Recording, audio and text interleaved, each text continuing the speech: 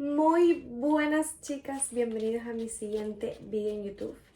Y en este siguiente video voy a seguir respondiendo preguntas sobre mi experiencia, pero esta vez sobre mi intento de suicidio. Bueno, como pueden comprobar, sigo sin ventilador como en el anterior vídeo, así que perdónenme si les incomoda que esté abanicándome, pero no puedo más. Y quería grabar, así que no voy a dejar de hacerlo porque no tenga ventilador. Por lo tanto, vamos a empezar con las preguntitas. Y la primera es, ¿qué pensamientos dominaban mi mente cuando ya no podía más? Pues los pensamientos que me dominaban eran: eres muy sensible para este mundo, no merece la pena ya estar aquí, ni siquiera tienes un entorno en el que tú te puedas sentir tú misma. O sea, era constante negatividad todo el rato y era horrible, o sea, se pasaba fatal. Si tú lo estás pasando o lo has pasado, estoy 100% segura de que me entiendes. La segunda pregunta es, ¿qué necesitaba en ese momento que nadie me dijo? Pues yo le diría a esa Seila la verdad. En ese momento me hubiese gustado que me dijesen que no pasaba nada.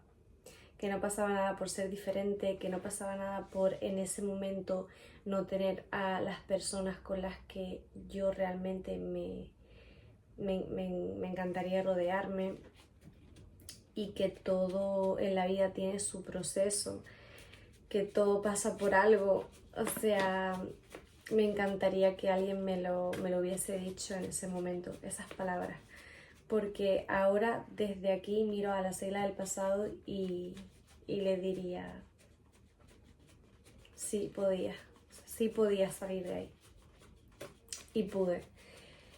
Después, tercera preguntita, ¿qué señales ignoré que hoy reconozco como una llamada de ayuda? Pues mira, cuando, por ejemplo, me quedo sola. O sea, yo cuando empecé con la depresión, yo estaba en Sevilla y fue la primera vez que me independizaba, la primera vez que vivía sola. Y no tenía nadie a quien abrazar. Sí, tenía amigas con las que hablar por teléfono, pero no me rodeaba así todo el tiempo con personas que quisiera de verdad y con las que yo me sintiera bien, ¿no? Y fue muy duro porque mi mente me contaba historias horribles de no sé qué haces aquí sola, estás sola, no tienes a nadie. Y yo sin querer, inconscientemente, empecé a creérmelo. Empecé a creerme que nadie me quería y que no tenía a nadie. Y ese era mi diálogo interno, o sea, fue algo tan horrible. Recuerdo que lloraba tanto, me sentía tan mal en ese momento.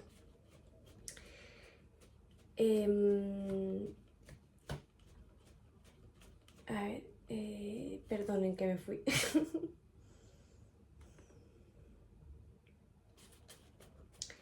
Y esas señales que reconozco pues son estas las que os digo.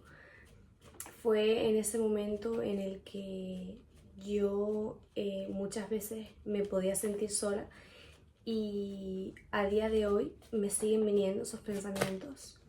Algo curioso es que me vienen cuando me va a venir la regla, en plan tengo como pensamientos así muy depresivos por momentos.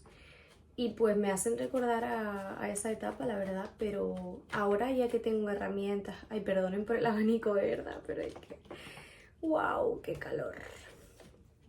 Ahora que tengo herramientas y que cada vez me hago más consciente de esos pensamientos pasados que me hacían sentir tan mal, ya es como que los reconozco y es como, sé que en algún momento dado pido ayuda o me pongo a escribir o hablo conmigo misma sola O sea, ya es que han sido tantos años por los que pasé depresión que al final es inevitable que no tenga herramientas cuando he ido a terapia.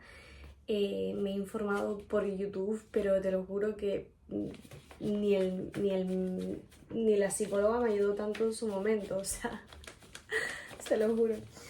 Bueno, vamos por la siguiente. ¿Qué me hizo creer que mi dolor fuera permanente? Pues mira, justamente lo que comentaba antes. Eran tanto los pensamientos negativos que se hacía como eterno, como si el tiempo no pasase, como si el tiempo estuviese parado. Y sé que la mayor parte de personas que me están viendo ahora mismo lo han pasado en algún momento de su vida, de que se sienten tan tristes y tan vacíos que piensan en ese momento que nunca van a salir de ahí. Pero sí sales porque al final es lo que he sido diciendo, todo pasa por algo y no pasa por ti, no pasa porque tú seas una persona tal o cual, no, pasa por y para ti, para tu bien. Y cuando le cambias la perspectiva y lo ves así, ya no hay vuelta atrás de no sentirte bien en general en la vida y confiar en la vida. O sea, a mí eso, mira, revelación, a mí eso es lo que me ha hecho confiar en la vida. Qué bueno. Me voy dando cuenta a medida que me voy preguntando cosas tengo un montón de revelaciones en los vídeos, me encanta. Quinta pregunta. ¿Qué cambió para que empezara a considerar que podía existir otra salida? Pues justo lo puse aquí, puse ego y psicóloga. Es una historia y es que yo cuando empecé con estos pensamientos, empecé desde Valencia, no, mentira, desde Sevilla. De Sevilla pasé a Valencia y seguía con esos pensamientos y llegué aquí a Tenerife y ahí fue cuando lo conté en uno de mis anteriores vídeos que miré el tema de la eutanasia todo, o sea, me sentía pero en un pozo muy hondo. Total, que fui a la psicóloga, decidí ir a la psicóloga. Yo no sé si en ese momento creía en los psicólogos, ahora mismo no me acuerdo, pero bueno, el caso es que fui y le conté pues cómo me sentía, de que mira, que mi madre pues se droga y yo la estoy pasando súper mal porque es algo que me duele mucho, no sé qué, no sé cuánto. Y no se le ocurre otra cosa que decirme la psicóloga que coge y me dice, tú eres gilipollas. Y yo, o sea, ustedes no saben la hostia que le dio a mi ego eso. Porque al final yo me estaba identificando como una persona maltratada por mi madre. O sea, que eso era lo peor. Entonces, claro, al ella decirme que yo era una gilipollas, pues eso me rompió por dentro. Eso rompió esa identidad que yo tenía de mí misma. Porque, claro, ella lo que me hizo ver es hacerme consciente de que o sea, de que no tenía sentido que yo estuviese mal porque mi madre se esté drogando, porque no tengo el control de eso. Y claro, ahí en ese momento no lo entendí y me rompí. O sea, me rompí. Y es que ella no tiene la culpa de nada. Ella al final me espejó o sea, me dijo lo que necesitaba escuchar en ese momento. ¿Saben? Y fue doloroso, sí. Fue muy, muy, muy, muy doloroso escuchar esas palabras de eres una gilipollas. O sea, lo fue, obvio. Me lo podría haber dicho de mil maneras o darme alguna herramienta, pero bueno, así pasó. La verdad es que fue muy random. Pero a día de hoy, pues, lo agradezco sinceramente porque es lo que os digo. O sea, lo acepto y porque así tenía que pasar. Bueno, he aprovechado para comer porque se me apagó el móvil. Estaba tan presente en limpiar la casa, ordenar y ahora ponerme a grabar que me quedaba un 3% y ni me acordaba. Así que ahora te veo. He vuelto, mis chicas. ¡Wow! ¡Qué calor tan increíble! Bueno, eso, me quedé en que después de lo que me dijo esa psicóloga, de gilipollas que me rompió el ego por completo, que el ego es esa identidad con la que, o sea, eso que yo pensaba que yo era simplemente, esa persona que era una persona maltratada, entonces tenía que ser una persona muy triste, muy desolada, muy vacía, ¿vale? Y eso es lo que después, me lo apunté por aquí para acordarme, me hizo sentirme peor. Pero es lo que dije antes, no por su culpa. O sea, al final me espejó lo que yo tenía adentro. Que era que yo me estaba identificando como una persona maltratada y ya. Eso es lo que yo era. No era más nada que eso. Entonces, no.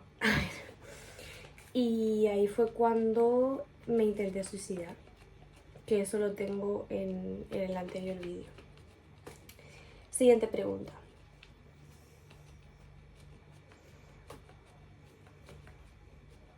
¿Cuál fue el primer paso, por pequeño que fuera, que di para empezar a recuperarme?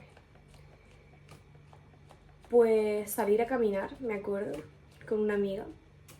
Me sentía súper extraña, porque claro, después de haberme intentado suicidar, ahora ya no era el dolor del maltrato, ahora eres la persona que, que se ha intentado suicidar. O sea, cambié como de identificación, creo recordar, ¿sabes? Entonces era como, en serio, o sea, salí de una cosa y ahora me voy a otra, ¿no?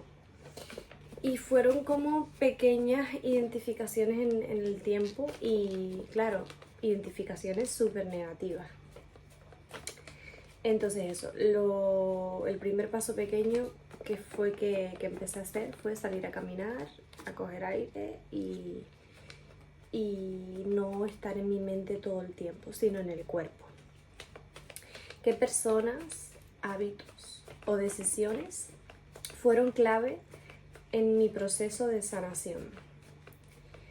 Pues en mi proceso de sanación, la verdad es que una persona que me ha sanado mucho ha sido mi amiga, Clara, porque ella me ha espejado cosas que, o sea, las cosas que yo veo en ella bonitas es porque, y poderosas y trascendentes, es porque están dentro de mí.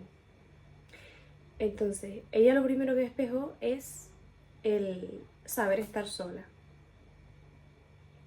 Y yo con el tiempo me di cuenta de que yo realmente, antes de ser esa persona maltratada, sí sabía estar conmigo a solas. ¿Qué pasa? Que al identificarme, como os dije antes, como una persona maltratada, pues es como que me perdí a mí misma de realmente quién soy yo, ¿sabes? O sea, yo no soy una persona maltratada y ya, ¿vale? Y tú tampoco lo eres. Entonces, esa es una de las personas en mi vida que yo agradezco muchísimo que siga estando en mi vida, porque me espeja cosas increíbles que sé que están dentro de mí, como dije antes, y que sé que puedo potenciarlas. Y ella me ayuda mucho, la verdad. De hábitos o decisiones, pues ir a terapia. Esa fue una decisión muy buena, la verdad. Me hizo estar mucho en el presente. Tuve una psicóloga holística, o sea, que cree en Dios, en el universo. Puede ser que crea en Dios, en el universo, en la vida, ¿no? Creer en algo. Y me ayudó muchísimo a estar en el presente esa psicóloga, la verdad. Se llama Flor ella. La amamos a Flor. Y de hábitos, pues siempre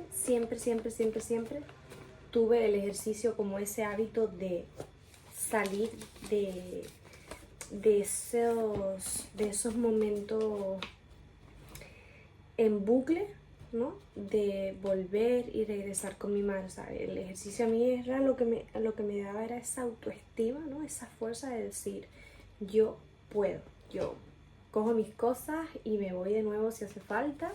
Y así he hecho, así ha sido. Y todo gracias al ejercicio, o sea, brutal. Vamos a la pregunta número 8. Uy, perdón. Estoy hablando bajito porque la verdad es que detrás de esa pared vive alguien y cada vez que habla se escucha todo, entonces si yo hablo, él lo escucha todo, bueno, eso, me comprenden, ¿no? Pregunta número 8. ¿Cómo aprendí a responder a esos pensamientos negativos cuando volvían? Pues mira, cuando me volvían esos pensamientos negativos, yo siempre lo que hacía era escribirlo. O sea, yo como os digo, pasé por el maltrato a los 16, ¿no? Pues pónganle que a los 21, en plan, tuve como ese periodo de depresión por primera vez allá en Sevilla, como os digo, la primera vez que me independicé y tal. Y yo ya los reconocía, ¿saben? Esos pensamientos de negatividad. Y como os digo, algo que me sirvió, o sea, yo al principio no reconocía que fuese a ser depresión, ¿no? Pero después a lo largo algo que me sirvió fueron los libros, por ejemplo. Y esto es algo que mi amiga Clara me inspiró a hacer. Y es que de verdad es lo mejor que me ha pasado en mi vida. Esta chica la amo. Me acuerdo después de pasar de ese periodo depresivo, bueno, no sé, seguía pasándolo. Estaba en Valencia, después de Sevilla pasé a Valencia y de ahí pues me compré un libro que se llama El monje que vendió su Ferrari. O sea, no os puedo explicar cómo... Me estoy quedando sin espacio. No puedo explicar eso, que no puedo explicar con palabras lo que yo sentí con ese libro. O sea, fue como el libro, de verdad. Me acuerdo que fui a una librería, empecé a mirar y mirar y ese me llamó la atención y es que era el libro. O sea, el libro que necesitaba. Incluso mi amiga me lo decía, los libros van por etapas, en plan... Y algo muy bonito que escuché una vez que se me acaba de venir a la cabeza es que es como que los libros te eligen a ti. Es como cuando adoptas un perrito, o sea, cuando quieres ir a adoptar un perrito y él te mira así y tal, pues igual, o sea, me sucedía así totalmente. El monje que vendió su Ferrari, por favor, léanse ese libro. O sea, si están pasando una etapa de ansiedad y depresión, léanse ese libro porque es una bomba. Vale. ¿Qué versión de mí nació después de atravesar ese momento tan oscuro? Pues ahí fue cuando empecé con el desarrollo personal. O sea, yo lo único que sabía que quería hacer fue del periodo de Sevilla a Valencia, que ahí fue cuando empecé a tomar pastillas para la ansiedad y tal. Y yo nunca había indagado tanto dentro de mí, se lo juro. O sea, nunca.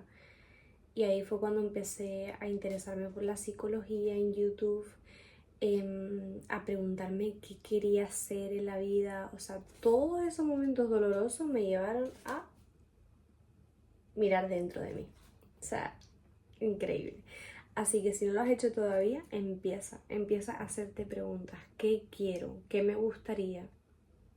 Empieza a hacértelas, de verdad. Y ahí pues me vino la idea de cantar, porque yo siempre había disfrutado mucho en mi habitación cantar, me daba mucha paz. Y mi amiga me preguntaba un día, no, o sea, si conectaba con ella con lo que me estaba diciendo, y me dijo, ¿no crees que la música fue más bien como un refugio, que no tanto como propósito como tal, ¿no? Y la verdad es que me resonó muchísimo, o sea, es que lo digo y lo siento de que sí, o sea, es que totalmente fue mi refugio en muchos momentos. Y la música para mí, perdonen, la música para mí es algo que siempre voy a tener presente en mi vida, la verdad. Pues de ahí me acuerdo que hice mi Ikigai, que el Ikigai es una serie de preguntas que tú te haces para que encuentres tu propósito en la vida. Pero al final me dejé llevar por mi entendimiento y Diosito me dijo, nada de la China, cariño, no es ese tu camino. Y yo tipo, vale. Entonces bueno, sigo pues descubriéndome, básicamente. O sea, descubriéndome, bueno, por decirlo de alguna manera, como volver a reencontrarme conmigo misma. Qué bonito. O sea, sigo aquí, pero con muchas creencias limitantes, una reprogramación mental que no quiero. Así que manifiesto otra programación mental poderosísima. Gracias. Me quedé en la versión de mí que nació después de atravesar ese momento tan oscuro. Pues sí, nació esa versión de mí de volver a encontrar